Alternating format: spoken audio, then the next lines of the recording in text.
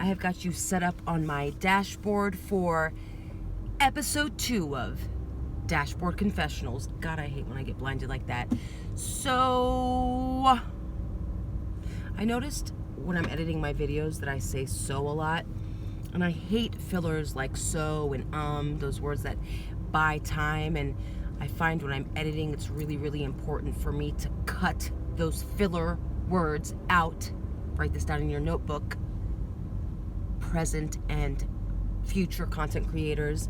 Because when you rely on words like so, and it makes us look uncertain. Someone is sitting down, clicking on your video, and investing whatever precious little time they have to scroll away. They want to see a confident, concise, creative, funny. You can be grammatically impeccable, you can have fantastic diction, you can have a great tempo, you can do all of these things. You can still maintain an air of formality without alienating the demographic that... It's funny, let me pause right there. Demographics. When you're in the beginning of creating your channel and you've got this, and you've got all of these ideas of who you think's going to be your ideal target audience member, you're going to find out really quickly as you start learning how to analyze the analytics that YouTube so kindly provides in the YouTube Creator Studio app that you download for free in addition to your YouTube app on whatever format you're using: iPhone, Android, iPad, Windows, laptop. So you've got your YouTube app, you download the YouTube Creator app, and you familiarize yourself with all these really cool tabs like audience, discovery, and each of these tabs breaks down after you've been uploading for a substantial period of time. It'll give you as a creator a better hold of who's clicking and who's staying, because it's not just about the clicks. It's not just about gaining this massive subscribership. You want people to come and you want people to stay, and not just stay for 1 minute, 2 minutes. Ooh, I'm washed out, Lord. You want your viewers or potential subscribers to stay for the longest amount possible. So we use these analytics that YouTube provides, and don't get turned off or intimidated by the word analytics. Anytime we start talking about charts and data points, we get nervous. If you're like me, if you're rely on the side of the brain that's more creative and whimsical. I think I use both sides of my brains. My mom thinks I use no sides of my brain. My father thinks I don't have a fucking brain at all, but I digress. Once you familiarize yourself and you really become well-versed, that's when you can take real control over your channel.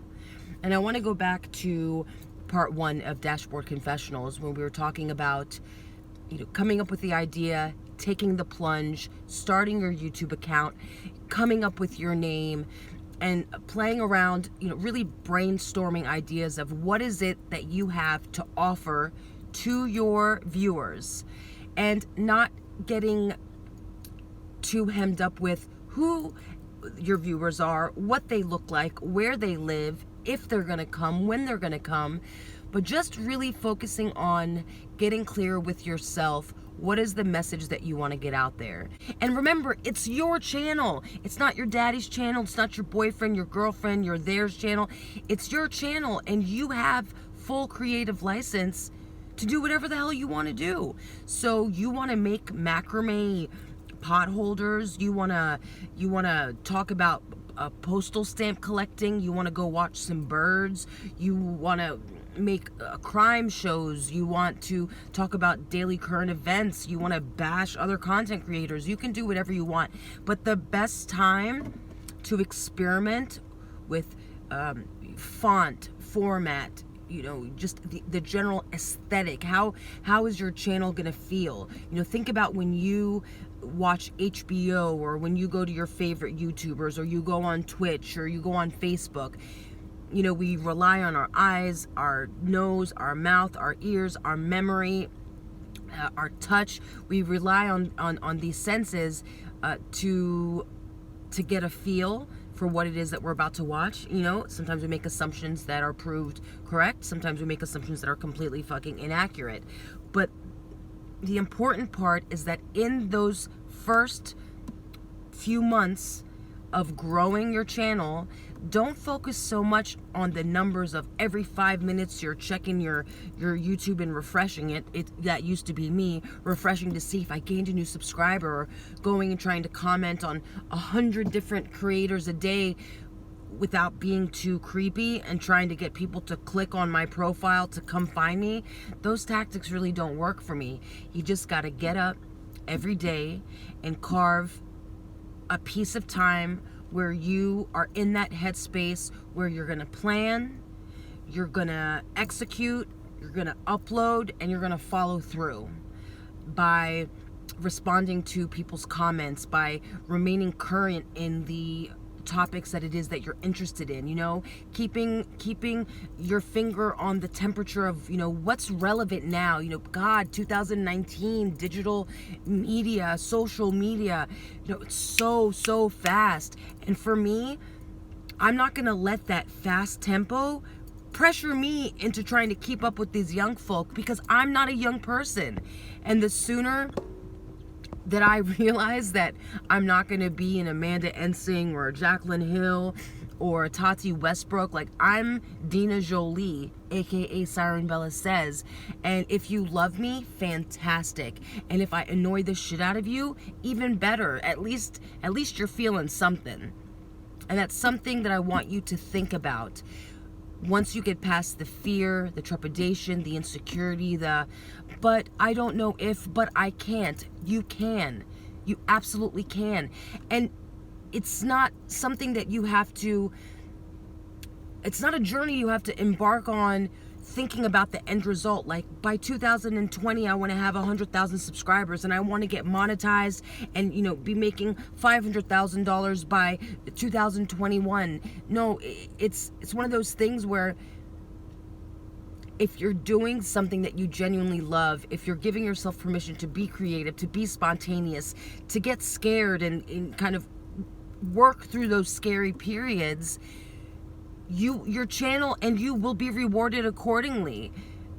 And it's not always going to be on your terms, but I promise you it will bear fruit. And not bear fruit at the end or in the middle or in the beginning. It's an ongoing, you know, ebbs and flows and pinnacles of just moments where you're like, damn, like, this is really satisfying. If you could do 3 things with your entire life, and I need you to write this down. I mentioned this in the first episode, but really grab a notebook, grab a memo pad, and write these 3 things that you could do every single day or almost every day. And if you never received a penny for it, you would keep doing it, because it's not about the money. Think about 3 things that make you happy: birds, home renovation, arts and crafts, helping other people, medicine, forensic psychology. Just brainstorm. Start to hone in on your thoughts. Like, what is it that just keeps showing up in your life every day, every week, every month? Pay attention to the signs, and the answer is going to be there. Consider starting a channel just for the sake of having a creative outlet. Consider it a digital journey. Protect yourself. Don't put all your fucking business out there. Consider the feelings of your partner or your family. If you live in close proximity with other people, not everybody wants to have their business, posted. Use discretion. But today I challenge you, brainstorm these lists of things that you love to do. If you don't already have a YouTube account, today's the day perhaps that you should start. Maybe you're watching YouTube videos just from your browser. Well, maybe you could take that one step by actually starting a dedicated account. It's absolutely free. Play with the name, the world is your oyster. You get to do whatever it is that you fucking want to do.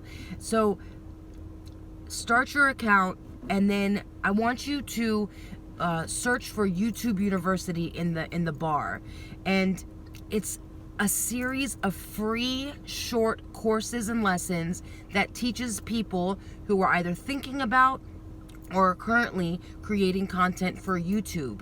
And if you take 15-20 minutes a day instead of watching your porn or watching your gossip sites, go, and I'm not judging because anyway, I don't really watch porn anymore, but that's neither here nor there. Taking a lesson a day.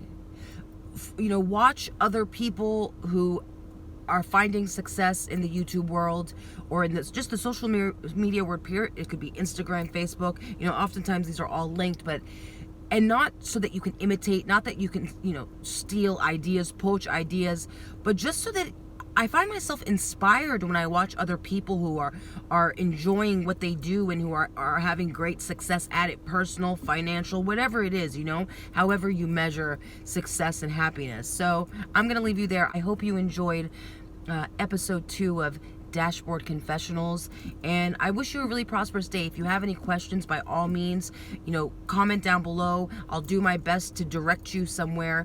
A good friend of mine, Lindsay, in my last episode, she mentioned that she didn't have any editing software.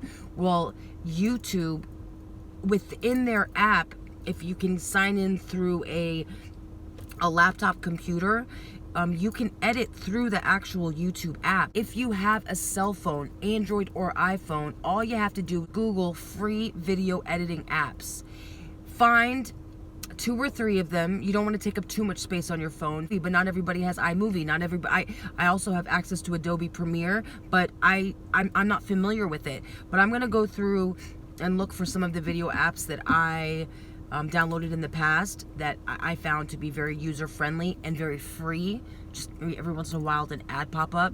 And maybe today's a good day to download 1 or 2 apps, read the reviews on them, see what they have to say, get familiar with how to upload, how do you record a video from your phone, how do you stop it, how do you start it, learning how to frame yourself within a shot, buying a $5 bendy tripod from where do you call it, from Five and Below. Go to the dollar store, make your own stand to set your camera on. Think about what you want your background to look like. Do you want it to be more lifestyle, where you're walking around and you're just doing you spontaneously? And spontaneous, by the way, means there's still a plan. It's never really fully spontaneous. If you're doing beauty videos or how-to videos, think about, you don't need a lot of space. Where can you go film quietly, where the lighting is decent? Maybe you have a window that you can sit in front of, or if you can invest $70 on Amazon, Neewer, Neewer has a ring light that I use. I don't always like the way a ring light uses when I film my videos. I really do prefer natural light, but natural light can be very, very wonky. 1 minute it's blue, 1 minute it's orange, and there's a cast and weird. But you just want to be able to film somewhere where there's no shadows on your face, where the sound is clear. If you want to buy an external mic, buy an external mic. Amazon is the way to go. Amazon and Google. If you have access to these 2 things, you're good to go, man. Your camera phone, 1 or 2 good video editing apps, some storage space on your phone, some time to record, time to teach yourself how to, again, upload a clip to the app, how to clip out all the empty shit that just drags space and makes your, because the shorter and I'm not talking that has to be 3 minutes, but the shorter and more concise your videos, the more attractive they're going to be to a general audience. Once you get your video uploaded, learning how to trim a clip, it's so easy. Everything is, it's like, imagine it's a reel, like a film reel, and you go and you can slice where you want to cut the frames. Just imagine each second is a frame of your filming, and if you don't like this frame, you select it and you delete it. And if you want to move this frame all the way over here, you touch it and you slide it down. Like, it's so easy. If you want to add text to a frame, you click on the frame and there's a little option to add text. Don't be afraid to try. All that time you spend editing your photos for Instagram and doing those Instagram stories, if you can do an Instagram story, man, you can film a YouTube video. I promise you. All right, I really have to go to the post office now. I'll send your bill in the mail. I love you. Signing off. Click subscribe, motherfuckers. Love you. Bye.